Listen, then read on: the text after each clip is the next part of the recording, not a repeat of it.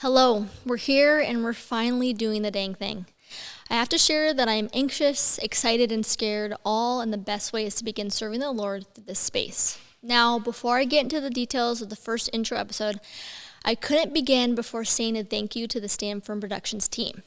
Ben, Cole, Jake, and Mark, standfirm as a whole, but especially the podcast, would not be possible without their passion and call to evangelize through creative media. With that said, I'd like to introduce myself. I'm your host, Sarah MERCK.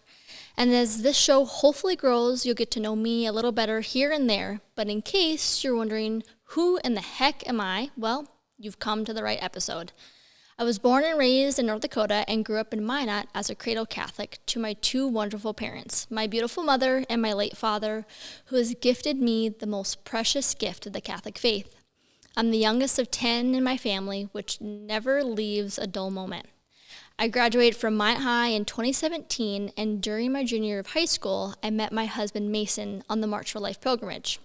We both attended the University of Mary in Bismarck and got engaged during my freshman year of college, and married the following year in 2019. And upon our return from our honeymoon, we found out we were expecting our first son, before making the move to Idaho in 2020 as my husband pursues a career in medicine.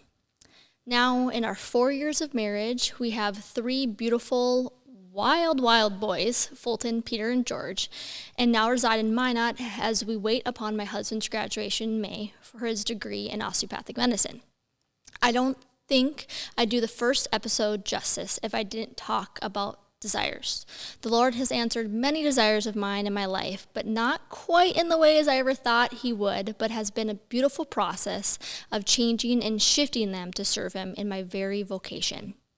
The deepest desires of your heart are truly a gift. It reveals what's written on our hearts as the uniqueness of each flower in the Lord's living garden of souls. The desires at the crux is to know, love, and serve God. Within the last handful of years, right up to this day, I've seen the Lord answer some truly deep desires he has placed in my heart over the last decade, and the Lord has answered every single one of those desires. Now, I won't go into details to spare you the time. I hadn't given it much thought until recently. A friend who had pointed out after sharing I had started this new project of the podcast said, "Sarah, this sounds like the Lord has answered some deep desires of yours with this." I sat back and I thought, wow, it really was an answer to the desire Jesus had quite deeply placed on my heart.